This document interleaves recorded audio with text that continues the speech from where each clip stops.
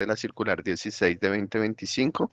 El objetivo de MURI, que está enmarcado en el proyecto de supervisión digital de la Superintendencia Financiera, que busca optimizar todos los procesos de reportería que nosotros tenemos y asimismo agilizar la supervisión. Con la creación de Murik se derogaron 11 formatos, a saber, el 326, 341, 453, todos los de cosechas, modificados y reestructurados, el 536, 503, etcétera. Y la implementación se va a hacer de acuerdo a varios grupos, que esto depende de cada una de las entidades. Entonces, el día de hoy pues, están citados establecimientos bancarios con licencia, establecimientos bancarios con licencia de banco.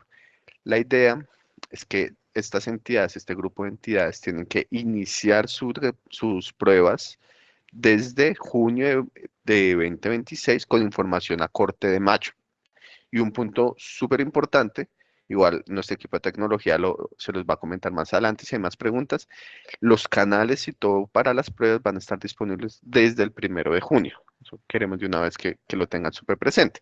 Entonces, desde el 1 de junio se va a habilitar para poder iniciar pruebas con la información de corte de mayo.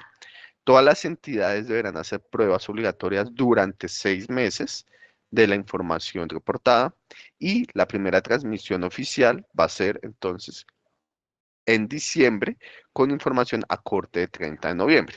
¿Listo? Eso tenerlo súper presente.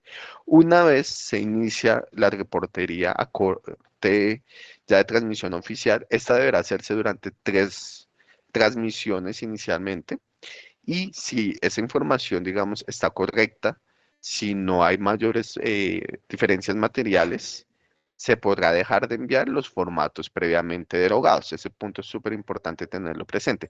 Ahora bien, primero se requiere una manifestación por parte de la Delegatura de Riesgo de Crédito y la Superintendencia a cada una de las entidades, indicando que la calidad de la información ya es correcta, que una vez entramos en este periodo de empalme y entonces nuestras comparaciones que vamos a hacer entre la información de Murik y 457, 453, etcétera, es correcta. En ese momento las entidades pueden dejar de enviar los formatos previos. Si aún no se ha recibido la comunicación por parte de la superintendencia, las entidades deben seguir enviando estos formatos hasta que haya un match con la información previa. Y esto en el entendido de que hay que tener muy presente que esta información, pues al derogar 11 formatos, debemos asegurar la consistencia y asegurar que podemos continuar con todo el proceso de supervisión. Entonces, por eso es requerido que haya la manifestación de satisfacción de la calidad de la data. Ese primer punto. La idea de esta sesión, ya continuamos ahí, vamos a tener tres grandes temáticas. Al final de cada temática tenemos un espacio para las preguntas, para que nos devolvamos sobre cada temática. Listo. ¿Qué es Murik? Como ustedes ya deben haber tenido la oportunidad de ver, Murik es un único modelo de reporte de información de todos los créditos de las entidades vigiladas por esta superintendencia. Este se compone de tres insumos principales: el insumo de información general de créditos, el insumo de atributo de créditos de los deudores y el insumo de movimientos de cartera, ¿cierto? Este reporte se debe hacer con corte del último día del mes se debe reportar dentro de los siguientes 10 días calendario, hará haber reportado el QIF. Súper importante esto porque ya lo vamos a ver más adelante. Todas las validaciones que hacemos para la recepción de Murik están con respecto al QIF, saldos, provisiones, cartera por modalidades, etcétera. Y también un punto muy importante que les queremos recordar y es que Murik se genera en el estándar ABRO. ¿Qué significa esto? Que para poderlo generar se requiere un archivo de referencia, nosotros lo hemos llamado el esquema JSON de referencia. En este momento está publicada en los anexos de la circular. Desde que se publicó la circular, ustedes pueden haberla encontrado ya, la versión 209. Estamos pendientes de publicar la versión 2.010 y aquí quiero comentarles, esa actualización es una actualización marginal, es realmente pequeña. Lo que sucedió es que en el campo frecuencia de pago de capital y frecuencia de pago de intereses, se agregó una opción adicional. Previamente tenía 10 posibilidades de frecuencia, ahora tiene una posibilidad adicional. Es el único cambio. En estructura, en valores, etcétera, ustedes van a poder ver que no debería, muchas gracias, no tiene ninguna afectación adicional esta actualización. Entonces, como les decía, esta sesión se va a dividir en tres partes principales. En la primera vamos a hablar de la estructura y las variables de los insumos, profundizar en cada uno de esos insumos, las variables, algunas precisiones que creemos son importantes hacer respecto a las variables. La mayoría de estas han sido a partir de las preguntas que nos han venido haciendo la industria, entonces la idea es poderle compartir a todos pues esas mismas precisiones, algunos temas de lógica de reporte que se tienen que hacer. La segunda parte es respecto a las validaciones que se le va a hacer a la información. Entonces queremos compartirles con cuáles son esas validaciones del lado contable, nosotros las llamamos de negocio, sumatorias de saldos, sumatorias de provisiones, etcétera, qué cuentas contables y qué filtros estamos aplicando para que ustedes puedan realmente hacer las mismas validaciones si quisieran así hacerlo digamos, esperar que la calidad de la información que se va a transmitir, pues ya viene verificada. Y hay otras validaciones que las llamamos las validaciones de lógica.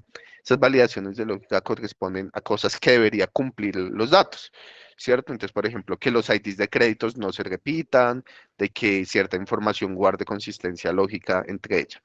Y la última parte de la sesión, que nos va a ayudar nuestro equipo de DTI, es sobre el esquema de transmisión, principalmente enfocado a la API.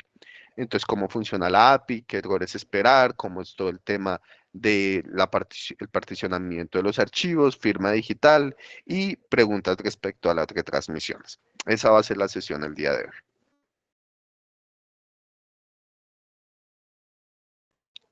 Listo. Entonces, primero, los insumos, como lo veníamos mencionando, Murray tiene tres insumos y aquí queremos partir primero de una definición clave que es súper importante para Murray y es que las tres variables de unión entre los tres insumos es la identificación del crédito de la entidad, tipo de identificación y número de identificación. Estas tienen que ser llaves que son únicas entre créditos y tienen que ser consistente entre los tres insumos. Y de una vez hago un punto para más adelante y es que también tiene que ser consistente intertemporalmente. ¿A qué me refiero con esto?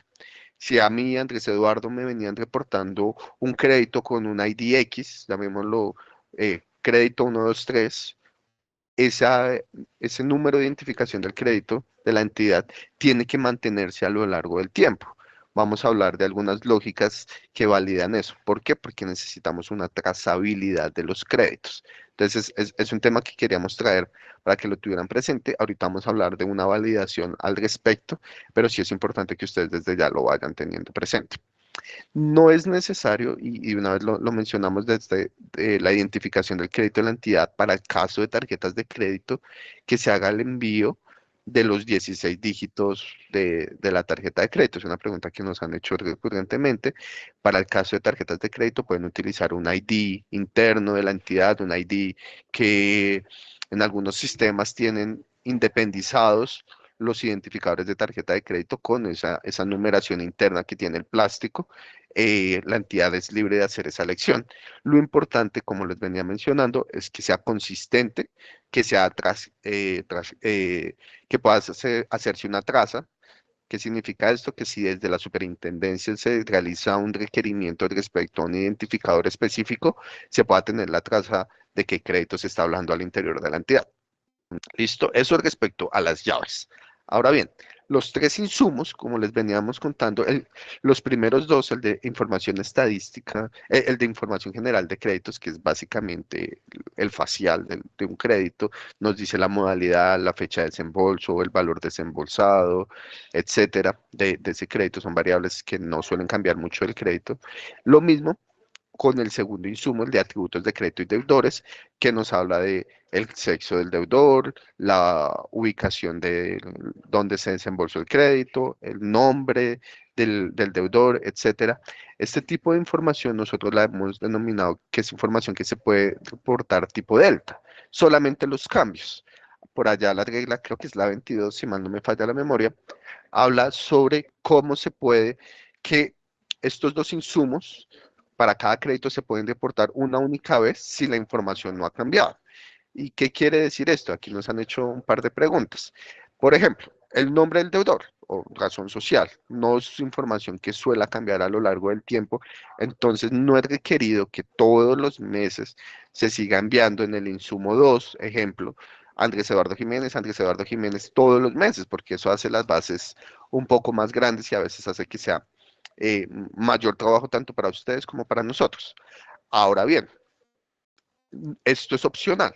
Algunas entidades nos manifestaron que la identificación de qué cambió o de qué no cambió puede llegar a ser inclusive más retadora que simplemente generar toda la base. Eso lo llamamos como stock, reportar el stock de créditos.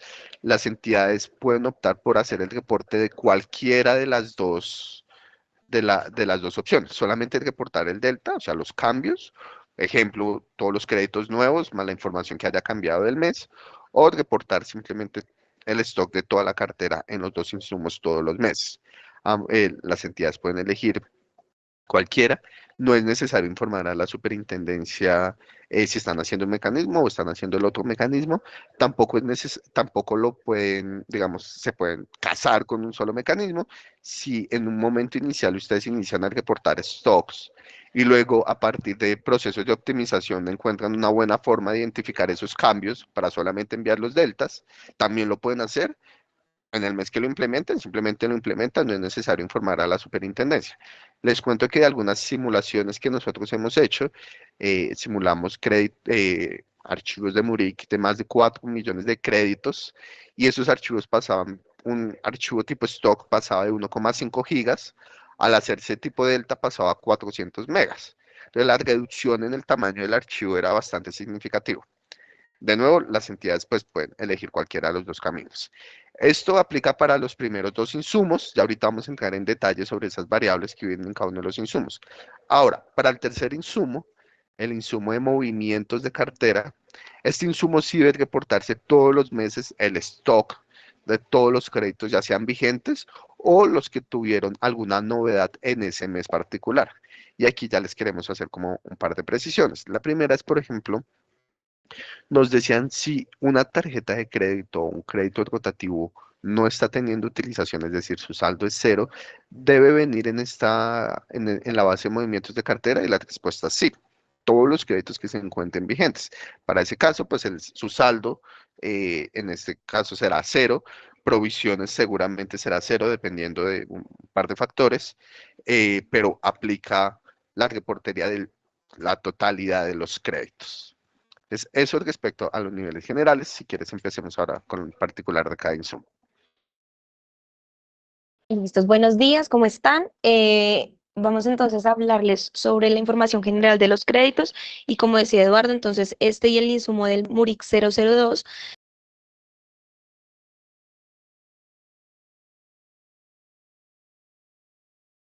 no cambia o el delta, y esto es la regla 22, así como lo mencionaba Eduardo, regla 22 de las reglas de diligenciamiento que ustedes encuentran